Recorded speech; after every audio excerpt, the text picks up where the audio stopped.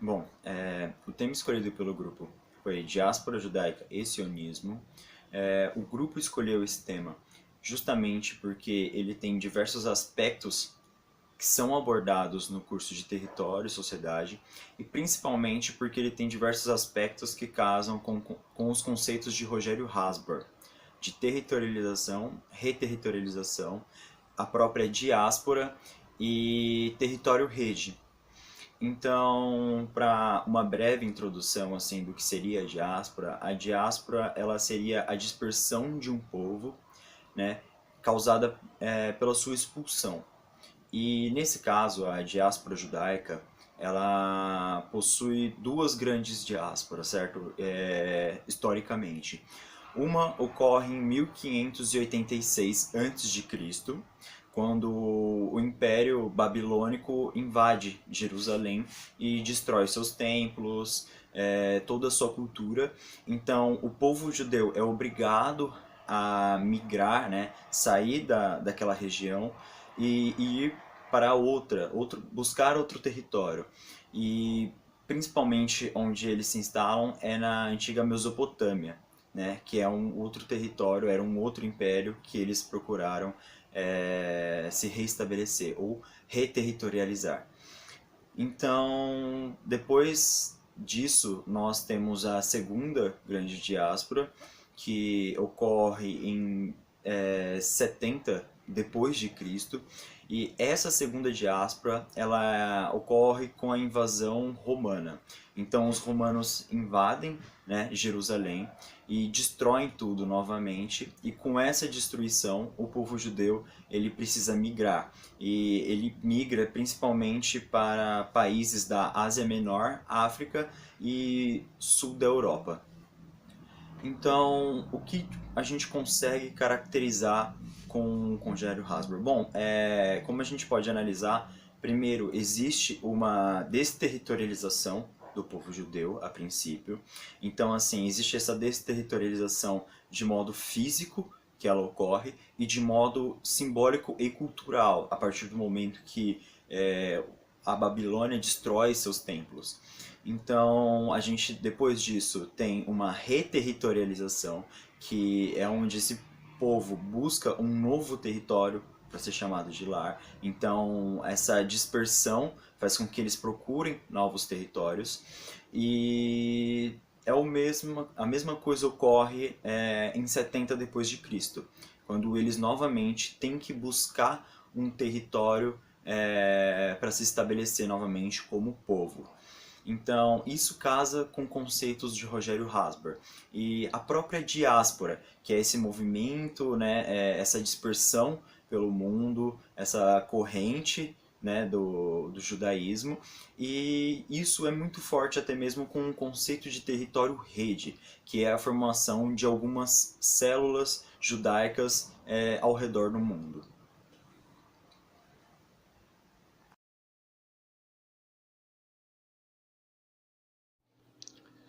Logo após a Segunda Guerra Mundial, a gente tem a presença das convenções. As convenções já existiam, mas elas passam a ser mais frequentes. E essas convenções, elas marcam a relação entre as comunidades judaicas. Antes dessas convenções, essa conversa entre elas, por assim dizer, era, era dada pelos rabinos. E os rabinos nada mais são do que viajantes que peregrinavam entre as sociedades, seja entre cidades, estados ou até mesmo indo de um país para o outro.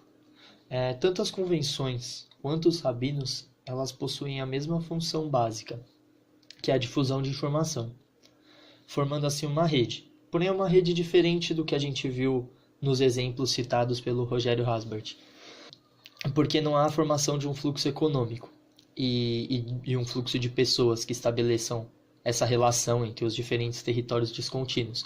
Mas o que a gente observa aqui é o fluxo e também a fusão de informação correlacionada entre essas diferentes comunidades. E essas informações que são compartilhadas são conversas com temas básicos diretamente relacionados à religião e o país onde elas se localizam. Vou falar um pouco agora sobre o sionismo. O sionismo ele surgiu na Europa em meados do século XIX. Inicialmente ele possuía um caráter mais religioso, onde ele pregava que a volta dos judeus para o Estado de Israel. Essa volta dele seria uma forma do povo judaico estreitar os laços culturais do mesmo em torno da sua religião e da sua cultura ancestral.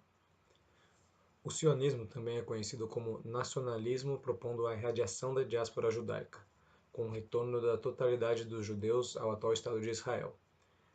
A gente pode perceber que esse movimento, então, ele só surgiu pelo fato do povo judaico, né, durante as diásporas judaicas, sofrerem da desterritorialização do território a quais eles habitavam. Se não tivesse ocorrido tal ato durante a diáspora judaica, não seria necessária uma retorização do povo judaico diante do Estado de Israel, que vem acontecer durante o sionismo. Podemos perceber assim que o sionismo refere-se a dois aspectos, o político e o cultural. O sionismo como movimento político surgiu e desenvolveu-se após a Segunda Guerra Mundial. As reivindicações judaicas de formar um Estado na Palestina baseiam-se numa promessa divina do retorno à Terra Prometida. O principal fundador desse meio de pensamento do sionismo político é Herzl, que considera que tal promessa como esforço de alcançar os objetivos do sionismo em uma vocação profética. Em 1897, no Congresso Sionista, em Suíça, os Estados Ocidentais enfatizaram o direito histórico dos judeus à Terra Prometida para que a promessa divina se cumpra.